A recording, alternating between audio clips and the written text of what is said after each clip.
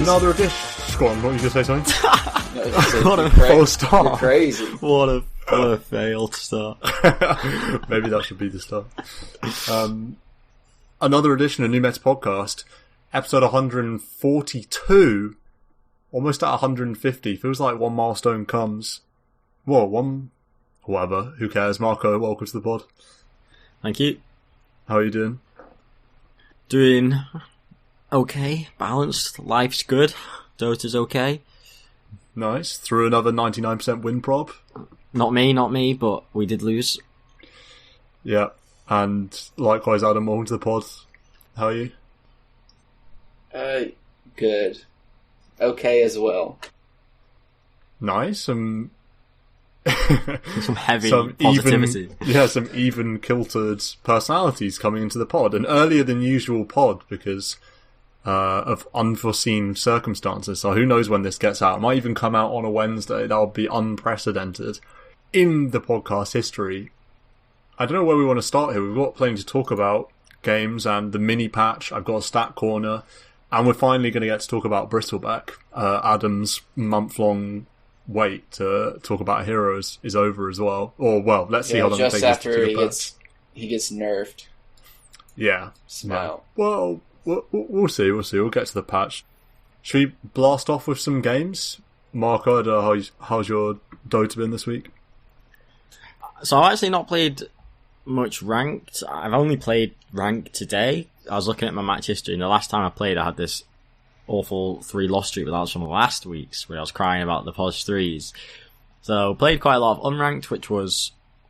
It kind of started off bad, to be honest, and then yesterday, a couple of days ago, went into good, fun, enjoyable game territory. I mean, I had a couple unranked games which were just diabolical. There was this one with a POS 3 Shadow Fiend which in itself is a bit questionable. It goes blink BKB, doesn't bother with Yules. But then the issue is we've got 0 stuns around the whole map. The enemy team's got some Omega good lineup, and it's just 45 minutes of pain, literally not being able to do anything, because we have no stuns. Anyway, that was a bad unranked game. Other unranked games were fun. The PA, that's a double green arrow in my match history. Oh my word, double green. Which is hard to come by. But yeah, that PA game with Stan's Enigma POS 3 and the famous Lich come down with me mid that was some peak Dota 2, honestly, of 2021. Yeah. That was lots of fun. 2 ranked today. The first one, really, really good game. Ursa, POS 1. The lane was good in the CS wasn't really high or anything, but I got 2 kills on the enemy POS 4 tiny, very knife edge. I'm living on 1 HP kind of thing. The Orb of Venom, the Windlace being so value, so clutch. Really good game. 43 minutes. They have a Slark that's getting kind of mental, but we've got this Darkseer Viper, and the Darkseer Ags just seem silly. I mean, yeah, I know we kind of mentioned Darkseer before as a strong POS 3, but I mean, at the end of the game, the Darkseer's got the most hero damage, more than me or the mid Viper. Just getting massive walls on a TA Slark Magnus, and then you've got Ion Shells doing kind of weirdly good DPS, and people are all slowed, and there's this AoE Nether Toxin. It's just kind of carnage, and it was tough. They had the Slark was popping off, and we were leaking a lot of deaths. Like, I'm there farming on Ursa pretty well, 2 deaths or something. Every other player on the team's got like 6+. It's kind of worrying, but then it always felt if we hit this big team fight, Darkseer's too good. So that was actually a really good ranked game. That's kind of why ranked's good. The game after that, we're back. We are back to the mantra of game's too easy. Win probability is 90. It's at least 95. It looks like 99 apparently, but obviously that means it's a sure loss, like a high probability loss. And honestly, it just makes my brain hurt. The context: 20 minutes in, I've got the enemy POS 1 going. Why am I playing with bots? This game's a joke. Like, what the hell? The game is boring. It's that easy. I swear to God, it is that. I mean, we played really well first 10 minutes. I stomped top lane. Mid does really well. Bottom kind of trades. So I'm not getting carried by the team. I think I'm like 405 on this Luna, obviously, doing sick farm, highest net worth. Everyone's doing great. Game's great. Basically won. Now it gets boring because we've won so hard. 20 minutes in, and then, yeah, I guess like 25 minutes later, it's GG and we lose. And honestly, I'm just now numb to it. The idea of being so far ahead and losing is just like, yeah. This mid-Sand King doing great, but when again the game's too easy, and so he decreases his MMR by 3,000 because the game's easy and won, and goes, I'll just start playing shit and like trying to get a kill that I shouldn't, or targeting goes crap. I'll buy a Radiance rather than a Shivas or a BKB. This kind of bullshit. Even worse though is button pressing. I had Aesthetics message me being like, your team just press buttons like heralds. So it's not even my words, it's someone else's. We had a team fight where enemy lifestealer, I mean, maybe this is a PSA, but when you cast Rage, spell immune, Ravage doesn't go through spell immunity. So don't use Ravage when the lifestealer's raged. Maybe that's a good idea, I'm not sure. I'm not 100%, but I think it's a good idea not to waste Ravage. So we got this team fight, like we're ahead all game, like, and this one really critical fight near the end, once we've been throwing for like 10, 20 minutes, fucking just cast Ravage right through the rage, just unbelievable. Like, lifesteal's completely solo. We've just killed Zeus, he buys back. This is a great team fight. And then kind of like 10, 20 seconds later in the midst of the fight, they've got 3 heroes alive. We've got 5, but I'm getting gone on by like the 3 left. Oracle just slaps his fucking ult on himself rather than me. I'm literally like next to him. I die, and then Sand King jumps in with like a double man burrow strike, but I'm dead, so there's no follow up and dies, and I'm like, my brain's just, yeah, false promise to yourself, not the Luna. So that was really bad, and then some other kind of play that the Willow just like couldn't press buttons or something. Honestly, just unbelievable. Sounds like you need me on Enigma, honestly. It's just astounding that how many games I've been so far ahead in and lost. It is absolutely astounding. Well, you say that the button pressing was bad. I genuinely think I can raise you on the button pressing. Yeah, because I had to get my game today. I'll just blast through my games quickly. But I actually had an Underlord win earlier today. But yeah, give the context of that Underlord win. Games not even started, and I get a message from Stan saying this is a 90% loss. It was a 90% loss. I was in the 10% win for sure. I still stand by that 90% loss. This is a game where the first super triggering thing about this. How does this happen? Because this never happens. So I've got Dota Plus, whatever, dirty third party software, whatever. It tells me that they've got a Darkseer spammer. So I'm like, right, I'm going to second phase Darkseer to get it banned, because this guy's, it's his only hero, literally. Like, Dota Plus says he's got, 1,000,000% pick rate. First phase, supports get picked on both sides. And then my mid and my carry insta-lock within a second of second phase. When does that ever happen? Usually the mid and the carry are like AFK, like losing gold, like, oh, you're such an idiot, pick your effing hero. And then suddenly in this game, my carry and my mid insta-lock, and I'm like, last pick, Underlord, I don't want to do that. And so this guy gets his DS through, and I'm like, oh god, it's like level 26 DS or whatever. I last pick Underlord, and I'm like, this game's lost, because my team are like shouting at each other pre-horn on mic, like, oh, you effing idiot. Game hasn't even started, and they're at each other's throats. And I already don't like our picks, because they've got a line that's going to go blink. I just don't believe in Zeus against like Kunkka and Morph. I just think Morph's going to go in and blow Zeus throughout the game. So I'm just thinking it's bad. But I forget how bad I am at Dota. That's the thing I forgot. Because the level that I play at in ranked is so bad that, like, I forgot how bad the enemies were going to be, if you know what I mean. Yeah. So my team was actually even worse than I thought they were going to be. But luckily, their teams, well, so just for the context, I like absolutely ruffle the lane. The Morph's half my net worth at 8, so I'm 4k, he's 2k, and he's like, 2 levels behind. It's like just an absolute just stomp in my lane. My other 2 side lanes lose, but not critically. Like the Kunkka's a K ahead of Zeus. and the Jug's like 500 behind Darkseer. So, I mean, that's pretty bad actually looking at it now. I'm like, okay, this game's winnable because I've just experienced the most incompetent laning I've ever seen from the enemy morph. So I would like Firestorm the wave against like a level 1 morph, and his way of getting out of that was to waveform into me. And I was like, that's not what you're supposed to do, bro. You're supposed to just get out of the way and then farm the creeps under your tower. So he was like feeding me and whatever. Game goes on, and like I muted the whole team because everyone was going crazy.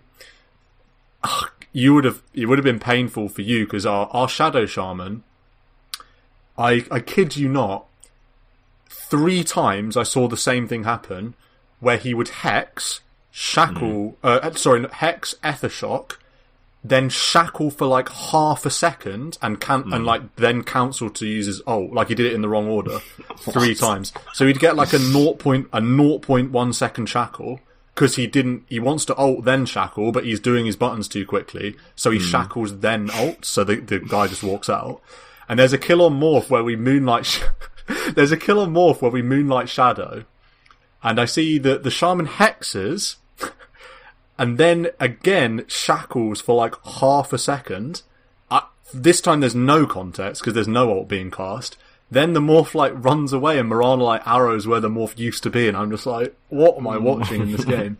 But this Shadow Shaman was like crazy in terms of the shackles. He was shackling creeps. It was incredible. Ironically though, he kind of had impact because he went Aether Lens BKB with Brown Boots. So later on in the game, he just BKB and shackle someone and just stand there in the middle of a team fight. And that's actually like BKB is such an underrated item on Shaman. Anyway, we end up winning this game, not a totally undeserved win. Enemies were absolutely so bad, it was unbelievable. And I don't know, I won't go into any more on that. I could speak on that game for a long time, but I won't, because I know it's pretty boring. And then I had a Viper game that I just lost a little bit earlier that was really sad, because this game was I stomped the lane in this one even more than the one before. So in this lane, I'm against a POS 1 Magnus, and I'm Viper. So I should win the lane, you know. There's no excuses to not win that lane, because, you know, melee hero versus Viper. But this Mag's level 4 and I'm level 8. Mag's gone to hit the jungle, and Bounty Hunter's like annoying him, stopping him farming. So in this one's even more of a stomp. I'm actually double his net worth, and I'm double his level at like 8. And yet, the game's like, we're sort of like 4k ahead, but basically we just get soloed by an enemy SF. And Marco, you're an anti-mage player. If you want to not have brain damage, then I would certainly avoid watching the replay of my AM in this game, because I don't even want to go into it because it's like so mind-numbing. He was playing like an underlord in the sense that, so about 3 times he would TP into the lane that they're pushing and try and like blink to nuke the range creep and blink out and then just instantly die. And I'm watching like it's sort of remarkable that I'm this bad. Like, this is my fault. That's what you take from these games. That you look around you and go, "There's no way I should be here." Yeah, but it blows our mind to think, what am I doing that's this bad? Because it's got to be something to be here. So what am I doing that's like this awful? Because even I can see this is awful. So I don't know what the equivalent is. But yeah, that game was really sad, and that was a tough game. They had a Shadow Fiend that popped off, and playing against a Wyvern and a Silencer is like quite hard, because there'd be fights where we'd almost kill someone and they'd get Wyvern saved and cursed, and when you're in a winning position, playing against heroes like that, they have a lot of comeback potential. It's not like playing against more standard supports, I think, where they're not as swingy. Like a Wyvern, if you get good spells and you cast them well, is so swingy. You know, you can just kill a hero instantly, no matter... In fact, if you're behind, it's even more likely for that to happen. Yeah. It's quite cool, this Wyvern. He's got 29k heal with a Holy Locket. That's a lot of heal. Yeah, because you get the talent at 10. So he was healing people, and they would out-heal me with my ult, my W, and 5 stacks of Q. They wouldn't die until afterwards, and which was enough time for them to come in. That game was really sad. And interestingly, the Magnus in the post-game chat was like crying, saying that like GG SF, thanks for carrying, support's absolutely brain dead, even though they'd won the game. And then the rest of his team were just like, Mag, you're clueless, like you got carried, because he didn't do anything in this game. But it's so funny when you finish a game and then you see the post game chat and you see like the enemy's team toxicity just burst through, like a dam exploding. We had it with a 5-man unranked where we finished it and then there's clearly a 3 and a 2 on the enemy team, and we finished the game and all of a sudden there's just this boom tsunami of yappa. Yeah, so I don't have anything else to report. I did play a Brood in ranked like I promised, and that was a loss. Won't go into that. And I actually played a Dazzle in ranked. That was the most unjustified Dazzle loss of all time. I felt like I was getting Graves to save my bros on 0 HP about so much. It was insane. It was one of those games where I know the enemies are like, oh, the Dazzle has to die. Because I was having a great impact, but ultimately it didn't matter because we were sort of so far behind that Grave didn't make a difference. They'd just be like, oh, now we have to wait 3 seconds longer to win the game. So yeah, not a lot there. Adam, do you have anything to report on the streets of Dota 2? Have you got up to much this week? I went like 1 of 9 on a streak, and that was pretty sad. Yikes. The only game I had won was that Razor game last week where I built only Lotus Orb as a safe lane Razor, and we won the game. And then Nice. I randomed Razor after going 1 and 9, and that broke the streak. And we won 3 in a row. And then I randomed Razor again, and we lost. But that's a lot of Razor. a lot of randoming of Razor. Yeah. Back to back Yeah. rolls. Which I don't mind. I like that hero. We got the mid Lich win. Classic. Against mid-lich can't lose. mid Weaver. Let's look at the lanes and see if it said I won. We traded one. Well, okay, so I didn't win, but you know what? He had to leave the lane. He had to leave lane. He was farming other camps. Shout out to Lich. I'll say a lot of people probably haven't experienced it. It's not a very popular pick right now, but the talents got changed around. And he's a pretty huge damage dealer at level 10. If you get levels, and I'm sure most people put it into 10% frost shield damage reduction. But if you go the other one, plus 125 frost blast radius and damage, it's a big time nuke. Like you can almost clear creep waves with it. I know Marco was like, what is that damage at one point? And the game is just like huge. So that makes it 360 plus 125, 485 at level 10. That's a lot of damage in an AoE as well. It's a decent AoE size. Well, it's weird. It's got the damage is 160. Oh, do you not get that makes it one, or it makes it 275. But then it also has area damage, and that the area damage becomes 325 from 200. Oh, wait, so it's like the area stuff does more than the initial, or whoever you target it on. Do you not get hit by both when you cast Frost Blast on someone? Or is it the primary unit target gets both? Yeah. Also, I just misread this. It's not only is it damage, it's also radius. So it's huge. So you're... Yeah, so the primary target gets 480. It's 485. Which is a lot. That's a 7-second cooldown, that's mad. It's a 4-second cooldown at 15. If you go the Frost Blast cooldown. Yeah, man, mid-lich. I mean, the 100 damage is always like the meme, like, oh man, look at me, I'm going to transition. And if you get an E-Blade like I did, you actually do attack semi-fast. But 485 on a 4-second cooldown is too good. Yeah. And, I went, what was my item build? That game. Got the shard in there, I remember that. Oh, I went bots first. Yeah. Boots Travel Orchid is first, pretty fun. then Orchid, then Ghost Scepter, Ag Shard, finish E-Blade, then the Ags. Yeah, bots Orchid is fun. I think you have to be active as if you're going to do something like a mid-lich, so bots is super good. Because you can always just like TP somewhere and throw your ult. And yeah, the enemy team had like an axe and an invoker. It's just like axe TP or like jumps in, and you usually have a target to throw the ult on. I think that's what happened that game. Is I got us to the mid game, and then Enigma got us to the late game.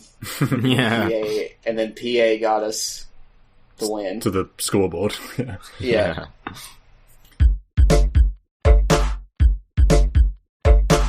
Let's fly into the patch notes and then maybe a stat corner and then Bristleback, something like that. Huge buff to me straight off the bat, which is fixed units never resuming proper pathfinding. It's apparently this Jenkins, Pudge, hooking, range creep into the trees when the creep spawn, and the range creep then gets stuck. Yeah, so it's basically this direct patch on that. And maybe you as well. Yeah, because they try, like, you hook them.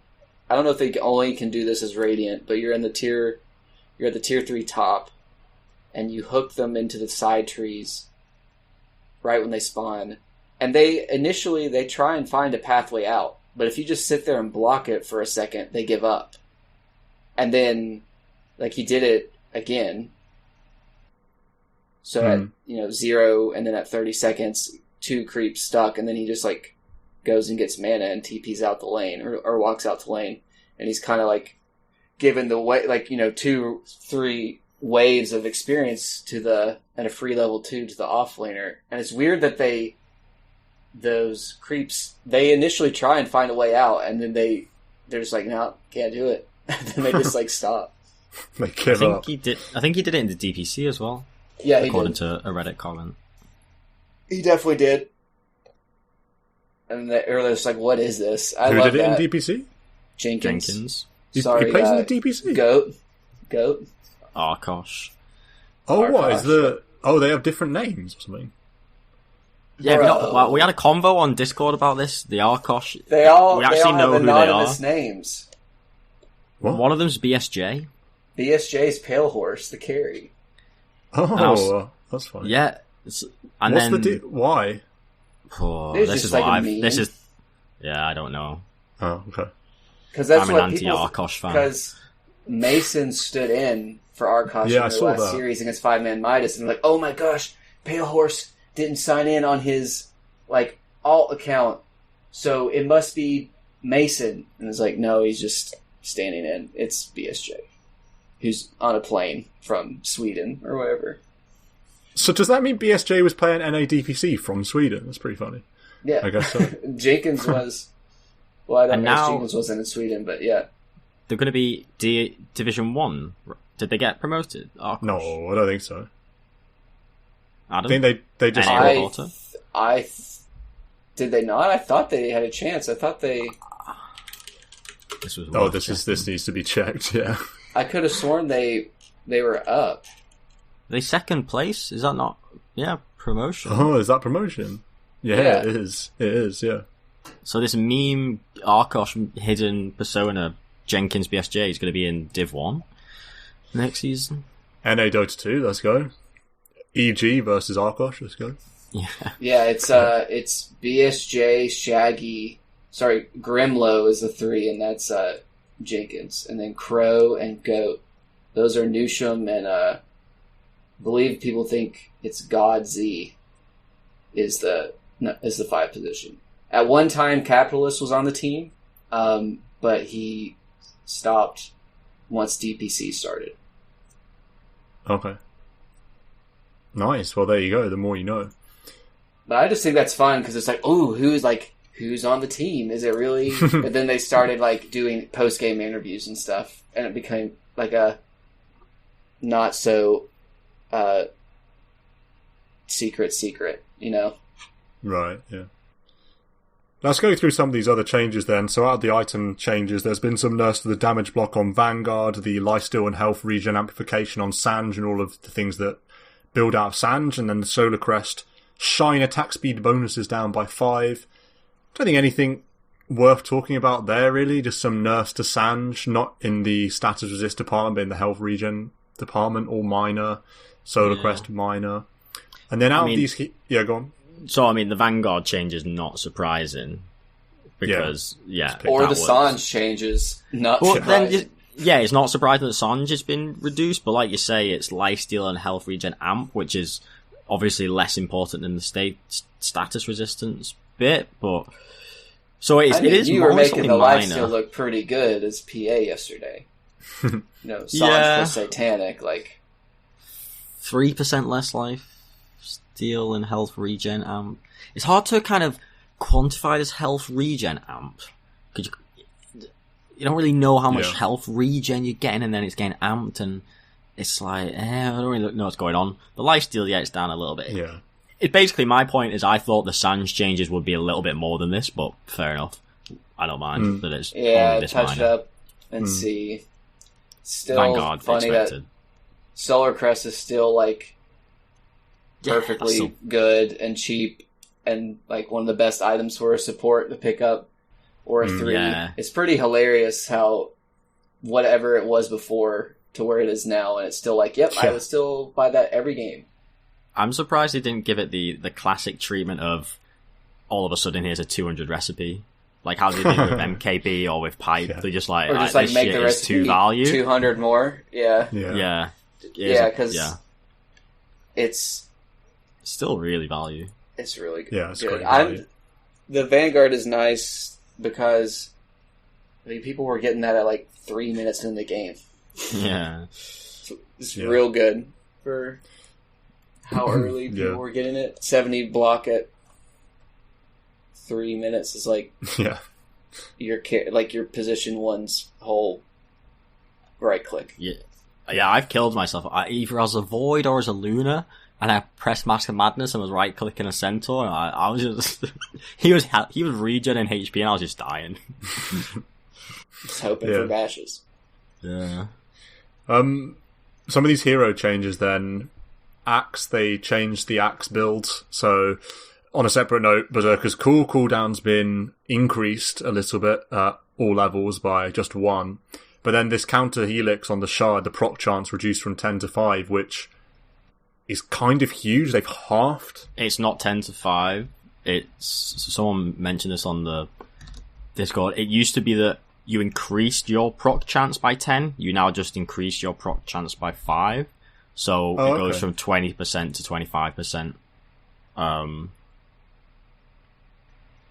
see. Chance, I believe. Interesting. It was 17 to 27 down to 22 or something. I don't know. Okay. What the so exact does numbers are. How does this affect the Axe then, do you think? Because I'd originally been thinking it was quite big, but maybe not so much. So it means there's 5% less chance that your right clicks, or when you are attacked yourself, would give a spin. So at level 4, proc chance 20%, so that's when you being attacked. When you get the shard, it means your right click have a 20% proc chance of spin also. Then you get the shard and it buffs it, but it used to buff it 10%, but now it buffs it 5%. So it's a 20% reduction or something in damage? 20 or 25%, depending on what the exact numbers are. Well, the proc chance used to go from 20 to 30%, which is a big jump of chance, but now it's just 20 to 25. So that's a 17% reduction. I'm not sure, but... If you're just taking it as a straight across, if you spin 17% less of the time, that's your DPS reduction. Oh, it's at 1 and 6. Yeah. So... Yeah. It's pretty nasty. It's probably still fine to blink call somebody and to blow up. You probably... Yeah, you just won't be as obnoxious. Yeah. If you think about how it is now, you're probably spinning with all the illusions and you. That's going to be a couple of less spins, 2-3 less spins when you blink man to someone, surely. Yes. So it's quite nasty. It's a little bit nasty. Let's talk about some of these others then. Bristleback will come back to, maybe. But Broodmother, the Ag Shard no longer reduces web time, rip last week's app. And Insatiable Hunger, big nerf, so the lifesteal has been reduced from 70% at level 1 to 40% at level 1, so the 1 point wonder, now not so much. I wonder how much this hurt Broodmother in general. 15% CDR at 15 has also been changed to minus 15 second web recharge time, which is a nerf because you'd rather have CDR, I think.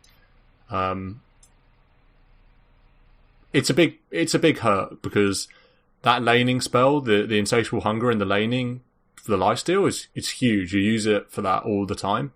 So you are just regenning almost 50% less now when you right click off that. So to what extent can you man up? Well, you still can, but nowhere near as effectively as before. So maybe you'll see Broods change up the build and get another point. You might not, I don't know. It's a strong nerf because if you think about that OG Liquid game with Quaver playing the pos 3 Brood and in the laning, knife edge, swing of kills, that doesn't happen in this patch. The Brood doesn't get a double kill and survive. Yeah, if you think about it, now you gotta have... Cause I don't even think you get 2 points in this at level 3. So I guess... Because you probably want to have 1-1-1. And then... So we're talking about level 4, you have 2 points in Insatiable Hunger, and it's still 10% less effective than it was at level 1. Yeah. It just goes to show how big of a nerf it is. Yeah. I don't know, 70, 80, 90, 100 to 40, 60, 80, 100. Like that is pretty silly. Like you have to have 3 points in it for it to be exactly the same as a level 2. It's like, as was before. So it's like an actual full skill point less effective. The bonus damage is still the same, so you're still effective to popping it to like dominate CS, but you're going to be able to be pressured a lot hard. I think it will change the way people play against Brood and it will be more aggro, probably. I'm sure you can still pub stomp on the hero, though. The hero is what's level 6. What's the other talent at 15? 30 attack speed. So you probably get the web recharge. Yeah, probably. Because you don't want to buy the Ags. I mean, maybe you go Ags. But you can maybe try and get buy without it. Because that would really change the hero if you have to, you have to get Ags. I don't think you can snowball as well from an off lane. Might push it to the mid again. But with the 15 recharge time, maybe you don't get the Ags, but then you're not getting the 15% CDR and all the other spells. So I believe Jenkins said it was trash again. Brood is, but time will tell. I don't mind that. I kind of want an excuse not to play Brood anymore anyway, even after I busted out 6 Brood games in a row. Any other hero changes we want to go over here? Any things we want to shout out? Obviously, they changed the bugs on Timber Chains and Toss buyback stuff. Anything else we want to mention here? 2 from me that I think's worthy of mention. First, Centaur. So yeah, pos 3 Centaur is my boy. Strong win rate, but these days I don't play the pos 3, so I come up against Centaur an awful lot. And so for his base attack speed to be down 100 to 90, which is 10%, that's pretty decent. Centaur is renowned for that attack animation in the CS war, so that's good to see for me as the pos 1. You just go Brace or Tango and don't even need Quelling Blade. Now if you attack so slow, maybe you do need the extra damage, I don't know. Yeah, interesting shout. And then, honestly, the Ancient Apparition, I'm a bit sad because I really like this hero. I love seeing it. I think it's fun. It's got so much power, potential. If it can hit its spells. This is a cool hero, honestly. I feel like I always say I'd like to see Ancient Apparition come back. And in the last couple of weeks, I feel like it's been this tier 1 support pick. Obviously, with stopping heals, that's going to have so much strength in many drafts. But then it's got big damage potential, honestly, global, etc. So I've been enjoying seeing AA basically in the pro games. I'm not really seeing it in pubs. So now it's getting marginally nerfed. Again, everything very marginal in this patch. Bit 30% magic resistance reduction. That was a lot. That was 24. Yeah, 24, which is still a lot. It has a lot. I don't know. I don't think the Ice Blast was that. So it's like the same at level 1, but it's 50 damage less at max. I don't know. I don't think it needed to be nerfed. I'd love to know how Ice Frog comes to the decision that AA Ice Blast at level 3 needs to be 50 damage less. Like, is that like? Yeah, like I can see Ice Vortex because it's like percentage. Yeah, it's going to be a little scales and stuff. That's relevant all game. Ice Vortex. A level 3 Ice Blast, like, is that really in the firing line for a nerf? Didn't they just buff the percent for the shatter, and maybe it's like that 50 damage saves somebody. They're like after like that last tick means you don't shatter or something. I don't. He talks to pros as well, doesn't he? I mean, people do say that, don't they? That pros actually have a fair bit of say on stuff like this, or can do. Yeah. So he probably just has a sheet where if 5 different pros say the same thing, then that's worth looking into. Yeah, and I think when you see the meta and you see what teams pick, and I do think AA just like feeling it. I keep seeing it, so draws attention, and it's like, okay, we don't want one hero pick too much. We want to balance it across the 100 plus heroes. So what little numbers can we nerf? Yeah, it does also make sense. Yeah. Moving on then from this gameplay update. I have a few. Oh yeah, go. I hate Dark Willow, so I was happy to see the cooldown reduction on the Cursed Crown Ag Shard. Oh, Ag Shard Willow is insane. That might be my least favorite thing in the game right now. It's so strong. I do not understand why it still goes off if you dispel it. Like, it makes me mad when a support doesn't get any other items and just at level 20 they just go this item. It can be any hero, like Shadow Shamans when they like get nothing else. And then they get this thing at 20 minutes, and it makes their hero so obnoxious. Like, the whole point, you just can't counter it. Like, you can't Lotus Orb your carry. It still pops off the brambles around it. It's like, so, it's like feels uninteractable. I really don't like it, but I'm glad that they tagged the cooldown reduction. I wish they would remove the undispellable nature of it. And then Medusa, I still think is really, really, really good. But it makes more sense for them to swap the talents the way they did.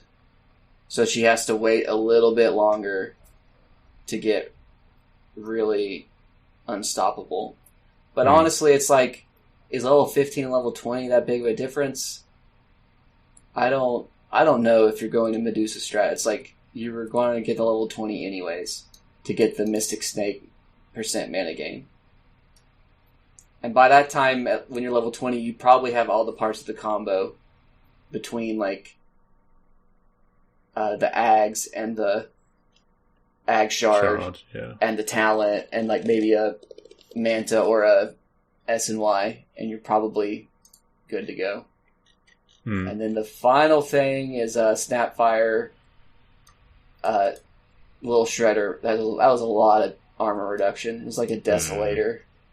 And now it's like 3/4 of a Desolator. But then you still get the Medallion and Solar Crescent. It's like a Stygian Desolator. So that's a good hero. Very, very good hero. Yeah, I really like Snapfire as well. I like how it cycled around from when she first initially shipped. It was like Max Little Shredder. Oh my god, it does so much damage. Yeah. It might not even have had armor reduction back then. Might have been like minus attack speed. It was like, oh my god, it has so much range, and you just like dumpster the carry with this spell. And then it got nerfed to the ground. No one gets Little Shredder, and it becomes all about like the Q and the cookie. And now we cycled back around to Little Shredder being really good again. The thing I like about Snapfire is that you can play it mid and you can play it support. and the two roles have totally different builds, both skill builds and obviously item builds. So when you see mids go Snapfire, they still ignore the little shredder and, they go for the Scatter Blast and the cookie. And then that's totally different when it's played in the side lane and they max the little shredder. And obviously I still like heroes that have very defined kits and have to play one position, but it's cool to have these interesting heroes that can be taken in different directions and can do different things in the game. Snapfire fits the bill, so I quite like it for that. Yeah, it's like it's a good hero design. I think we played many different ways. That mid Snapfire where you like have the Ag Shard for Q stun, and you just like blink in, stun, little shredder, now I cookie on you, and it's like people just explode. Yeah, it's a fun hero. Moving on then, should we go straight to Bristle and then finish on a bit of Stat Corner?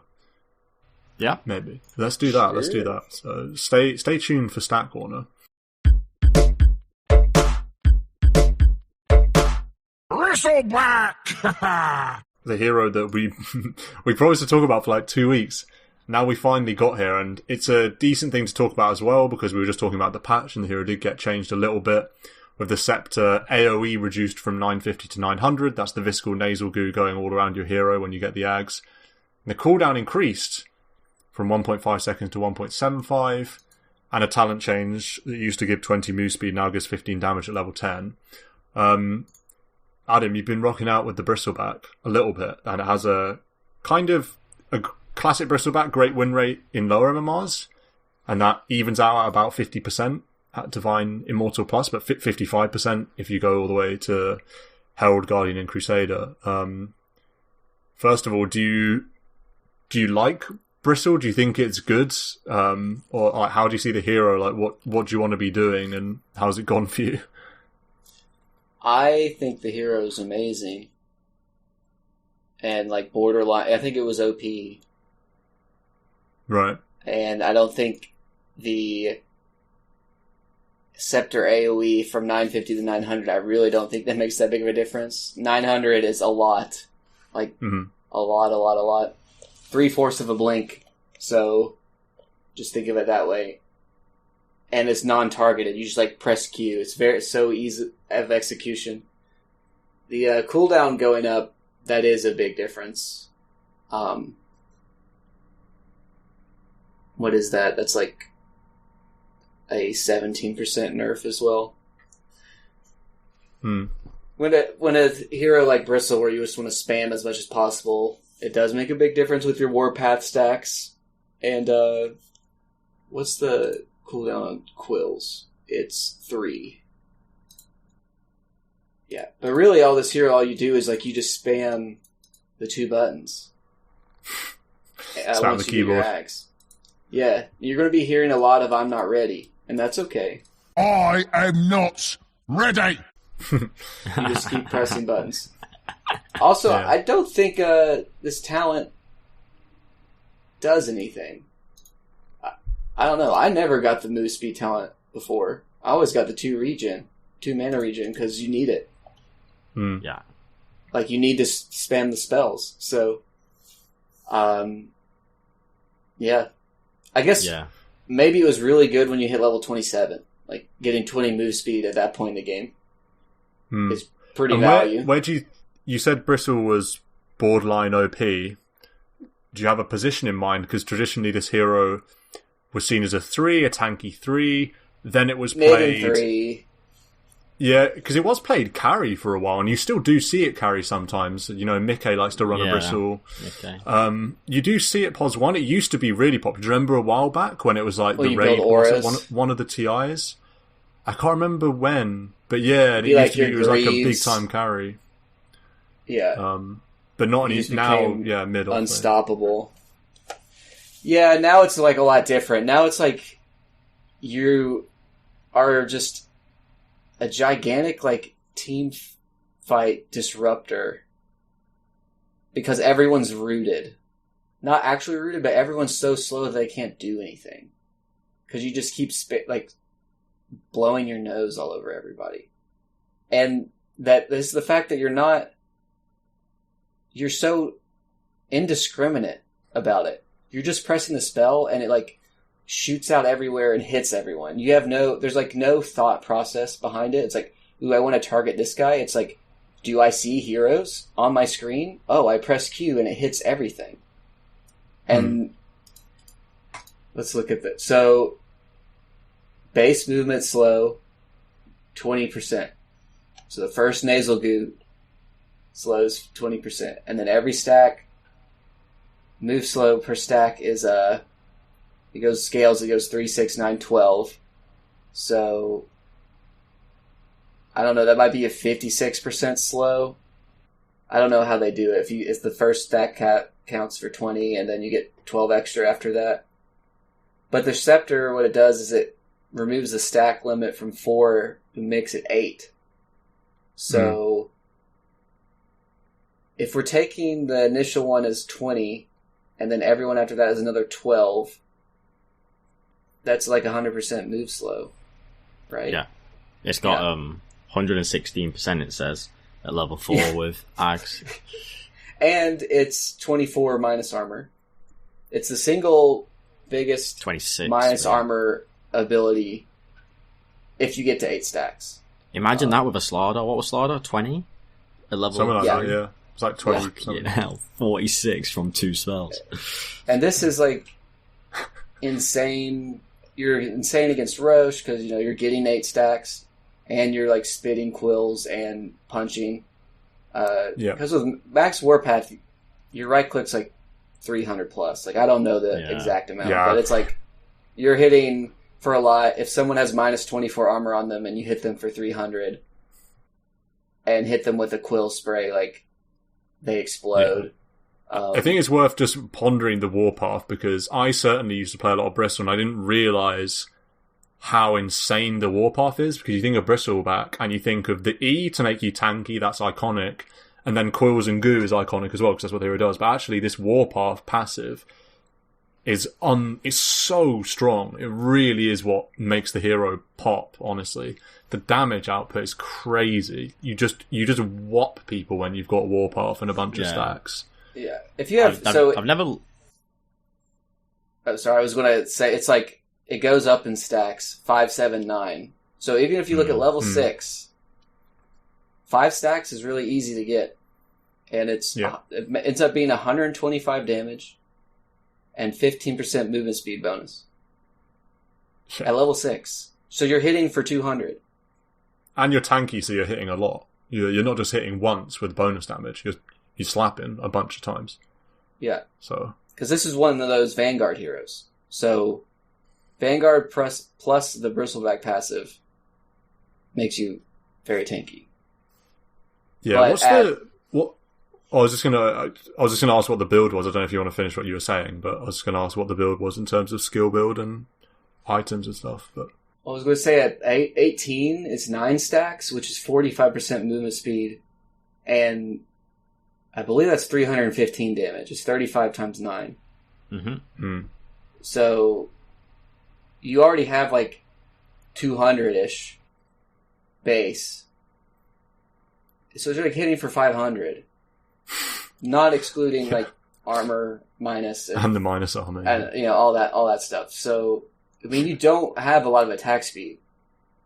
But when you do hit somebody, you get a big white bar. A big chunk disappears. What are you building on the hero? As well. You're building Vanguard a lot of the time, since you can get it so early, and like Eternal Shroud is really good because the hood's super value, and then like the spell lifesteal is super value on Bristle, and then the active ends up being pretty good to get your mana back. And then I think some combination of just depending on how good your game is going, you can probably go.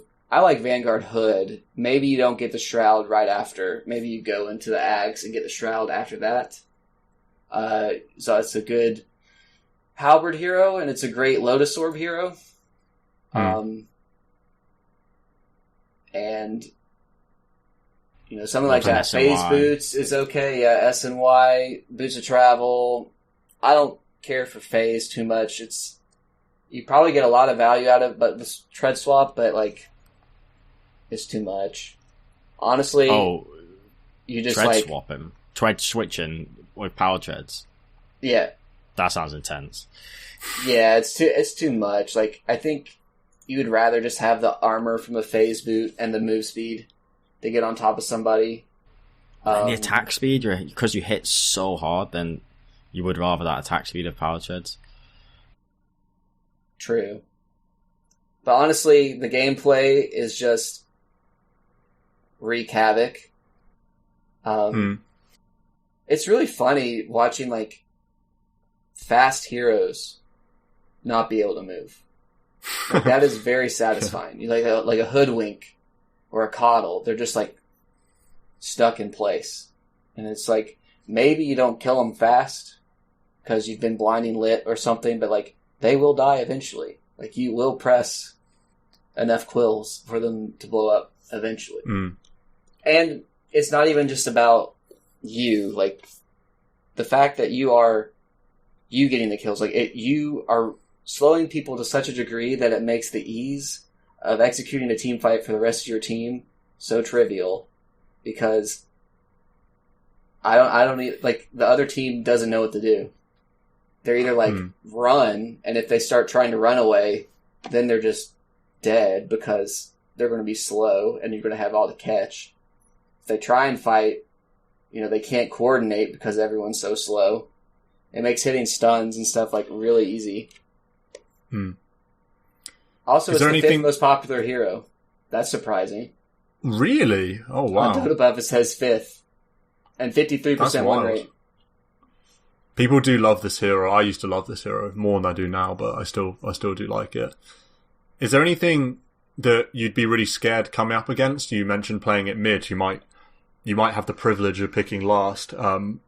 Is there any heroes that send a shiver down Bristleback players' spines? Lion with mana drain. Lion, yeah. Mana drain. I was going to say Lion. Cannot stand the mana drain. Yeah, that is a rough one. So you don't like AM either. And you don't like big nukes early. Later in the game you can deal with it. You don't like Spirit Vessel. Yeah, Viper's a big one. That breaks really big. Although, honestly, you don't care about it as much with this build. Like, you're not really relying on the fact that you're tanky. You're just spamming your spells. So it's more like silence and that type of stuff. Well, silencer's probably pretty good against Bristle. Someone like Slark, I always feel like I don't like playing against Slark when I play Bristle or something. But that's just a classic anti-tank hero, isn't it, Slark, I guess? I think Viper is really tough to lane against. And I think you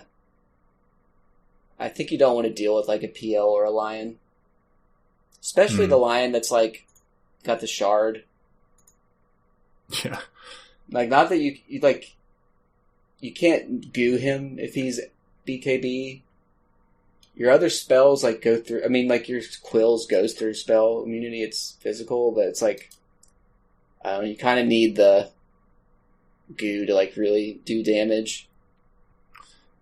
And is it still a max W with 1 point in E and Q early, and just max W, and then max goo or max your Bristleback? I don't know the build. The standard, but I've been maxing the goo second. Okay. And just leaving 1 point in the Bristleback because the goo scales so well, and you want to have it maxed by the time you get the Ags.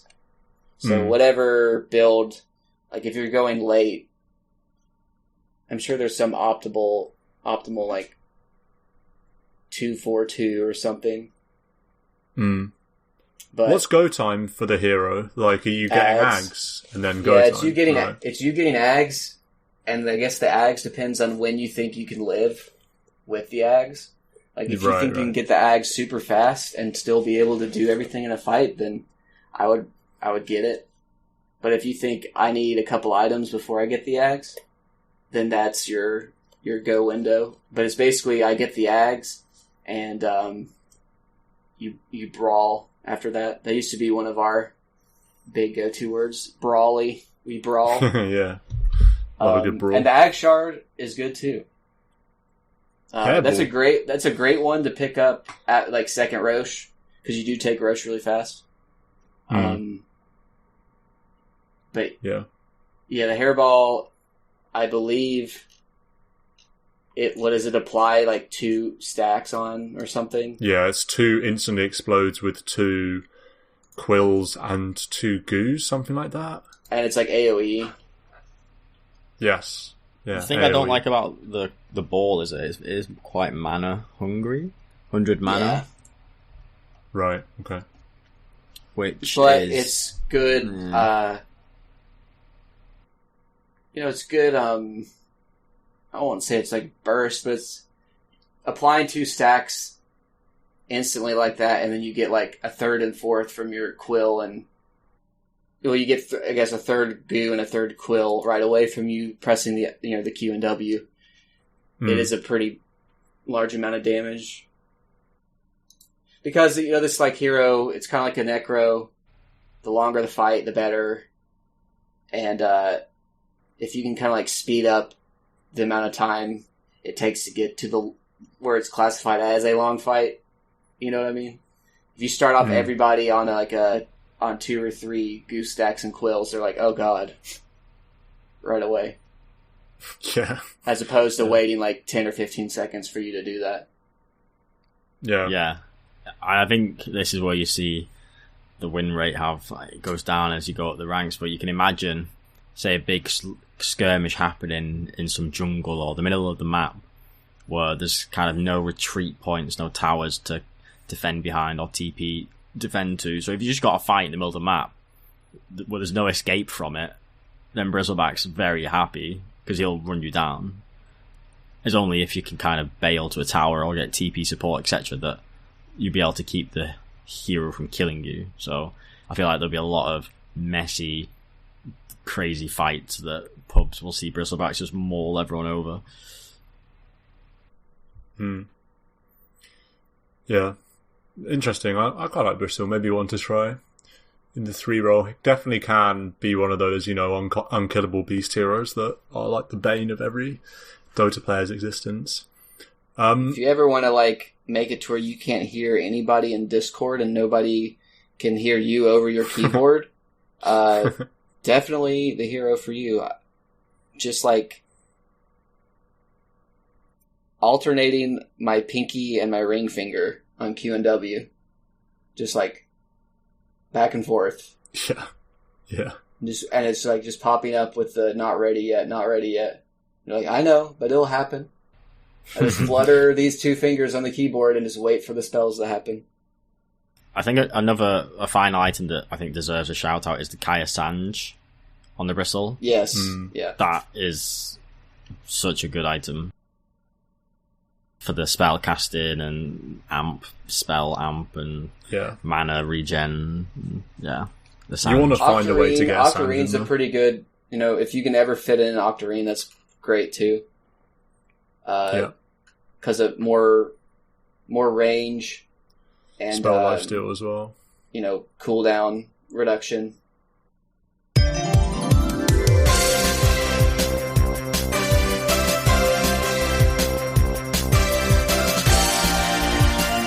Knowledge is power.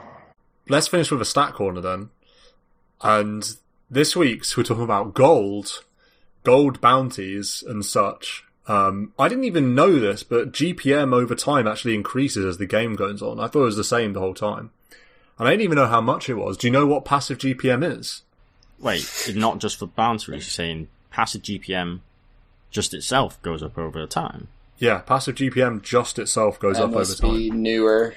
What? Yeah, it's quite marginal. It's not very big, but do you know what it is? Is it 90? So it's 100. 100. It's 100. So it goes from... Yeah, go on. So yeah, it goes up from 100 from minute 0 to 5. Then it goes 106 from minute 5 to minute 22. Then 112 from minute 22 to minute 40. Then 120 from 40 to 62, and then 62 plus is 128. So you were talking earlier about Ice Frog. How does he decide these things? How does he decide that from minute 22 onwards, GPM needs to go up from 106 to 112? I don't know how he decides these things, but he does somehow. That's passive GPM though, so it's basically 100 to 120 for the part of the game that matters, which I thought was quite interesting. Obviously, there's, I think, just one way to increase passive GPM, and that's Philosopher's Stone. They increased it by 80. And I guess bounty runes, and bounty runes are complicated, so I haven't included them in this. What I have included is some one-time, gold bonus stuff. I don't know if you can tell me how much gold you get from First Blood, if you're aware of this one. From First Blood, you get, what, a bonus 150 or 200 pounds? It's a bit less than that. Okay. Never mind. It's 135 for First Blood. And that's bonus on top of a normal kill. Yes, that's bonus, yeah. I didn't know that hero kills actually have a base gold. So there's a minimum gold for a kill. And I don't know if you want to have a stab at what that could be. First Blood's 135. What's the minimum gold you get for any kill? Yeah. 175, maybe? It's actually 120. 120. The actual equation is something involving bounty and gold equals B gold plus hero level times 8 over streak gold plus First Blood and all this stuff. Speaking of streak gold, I won't quiz you on all of this stuff, but different streaks obviously give bonuses. If the player's on a killing streak, that's an extra 100. Dominating 135, Mega Kill 170, Unstoppable 205, Wicked Sick 240, all the way up to Beyond Godlike is 345, which isn't actually that much. I'm sure that given the hero's level comes into it, it's going to be even more exponential than that, the sort of comeback gold that you get from killing people on streaks. Something that is a bit more understandable though is tower gold and towers and how important these are. I don't know if you want to have a stab at how much gold you get for a tier 1 tower, both for the person that kills it and for the team. For the team, I'm going to say 80, and then the bonus last hit, I'm going to say 120. You pretty much nailed it. It's 90 for the team. Damn it. And then the personal last hit, it's between 75 and 185, so I presume that means it scales depending on the time in That's the game. A big range. 75 to 185. Yeah, 75 to 185. That's the bounty. Does it say it does scale over time, or is it just pure chance?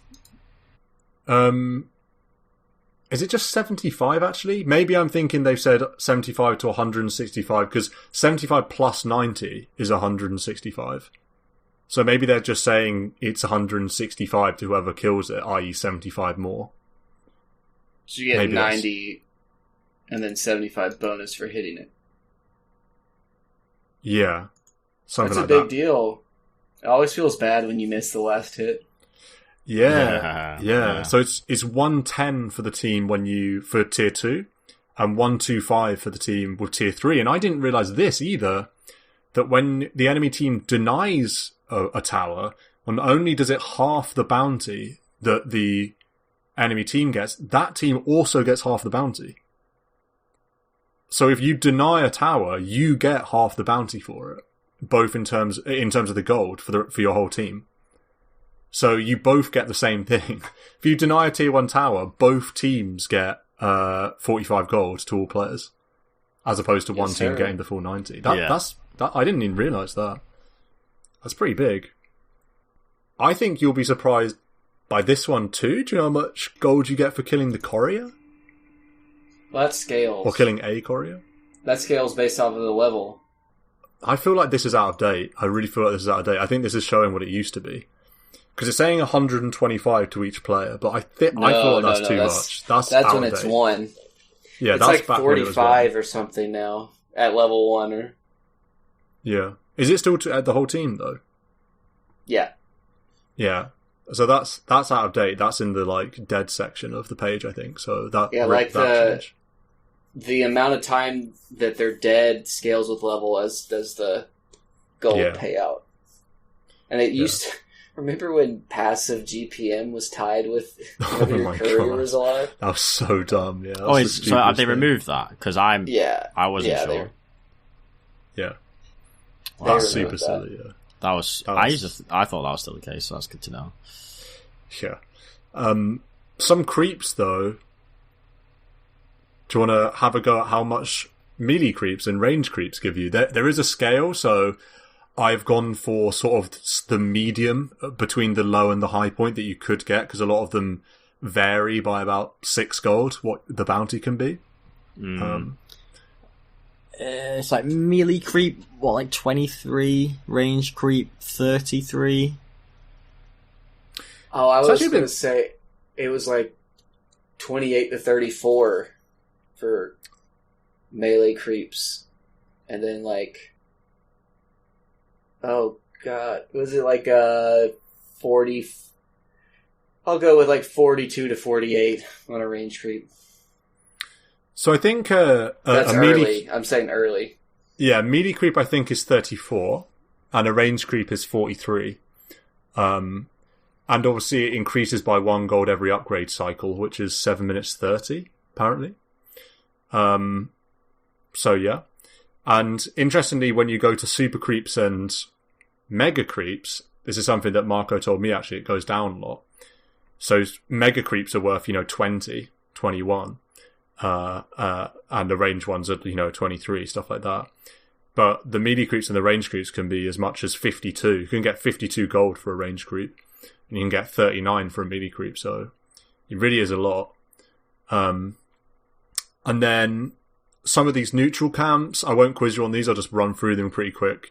They're mildly interesting.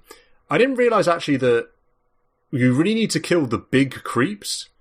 For example, Ancients, the Ancient Drake is just 29 gold. For the smaller of the dragons, the black dragons. The small one's 29 gold is nothing. And yet the Ancient Black Dragon is the Ancient Black Dragon is like 120. 125. That's crazy amount. So it's 180 for the whole camp. It's about 66 gold for a small camp. Kobolds are the creep that give the smallest bounty, just 7. A medium camp's about 82 and a large camp's about 110. So the tomato camp, large camp's 110. And the ogre medium camp with the 3 ogres, that's 82. So that's quite interesting.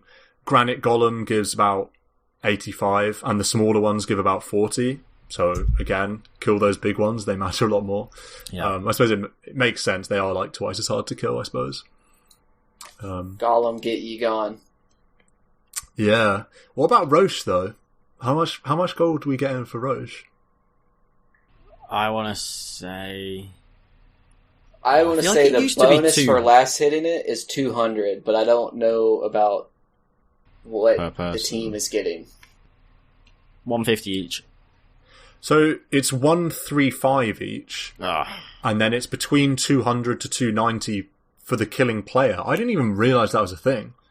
I didn't realise you got gold. Yeah, the hero that hits it gets gold. Don't take my Roche last hit. Yeah, last hits matter. Yeah, that's pretty significant. That's like 250 gold for whoever gets the CS. I did not know that. I just presumed it was a team bonus thing. So a decent chunk of change for whoever CS's Roche. And then finally, here are some interesting ones. Here are some ones that I think you guys should know. First of all, how much gold do you get for killing a spirit bear, lone druid spirit bear? I want to say 300.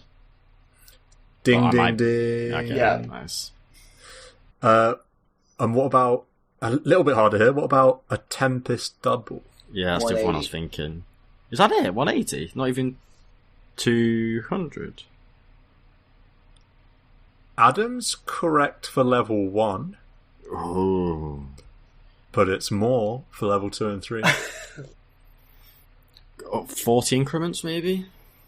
Oh, Bit so more than that, 240. actually. Oh, really? Oh, well, 240 is level 2. And then 300? And then 300. So yeah, killing a level 3 Tempest Double is the same as killing a Spirit Bear. It's quite, well, I say the same, apart from the cooldown and all that stuff. Fuck off. Well, they have it on, use way more Arc Wardens, so Yeah, find that more gold, of an opportunity to kill it. Yeah, for sure. Familiars? If you kill Now one it's of getting the... a bit harder. Visage Familiars. 125. A little bit less. It's 100. 100 At for a all familiar. levels? Yeah, it just says 100 for killing a familiar. Yeah. There are some other ones here. Nimbus is 100 gold. Eidolons? We were talking earlier about, me and Mark were talking earlier about killing Eidolons, something that you should do. Bear in mind that a melee creep is worth roughly 35. How much do you think Eidolons are? I think these are a good 30. 18. So, look, they're 23, somewhere in the middle, about 23. What about when they split?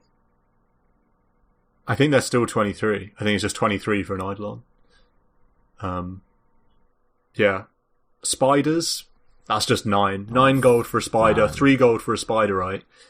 Treants, 8 gold, those blinking things. I would say that I've had games where I've farmed a lot of Plague Wards on Venno. Do you know how much Plague Wards are worth? I mean, it scales by 2. I'll tell you that, so. Like 15 going up. Yeah, well done. 15 going up for Plague Wards. Yeah, well done, nailed it. And What, 21 at max? yeah, 21 at max for killing those Plague Wards. Don't leave it at level 1, folks. I'll say that, because my word, they're easy to kill. And they Yeah. give, every 3, it's a creep worth of experience. So, Is it? Oh, do interesting. not just let them, farm your wards in the lane, early levels of the lane, and then you're like, why are they so far ahead of me in levels? Oh, it's because I've given them, 2 creep waves worth of XP, Yeah. Lycan Wall is interesting. 21 scaling to 41. So level 4 Lycan Wall is 41, although they're annoyingly tanky. Yeah. And Serpent Wards are, that's the dream, is the full Yeah. Serpent Ward farm. That is 30. the absolute dream. Yeah, 30, 28 30 to 36. So yeah, it's basically 30 each, yeah. That's a nice one. And how many are there? Oh, don't know. Next week on Stat Corner. Surely, is it?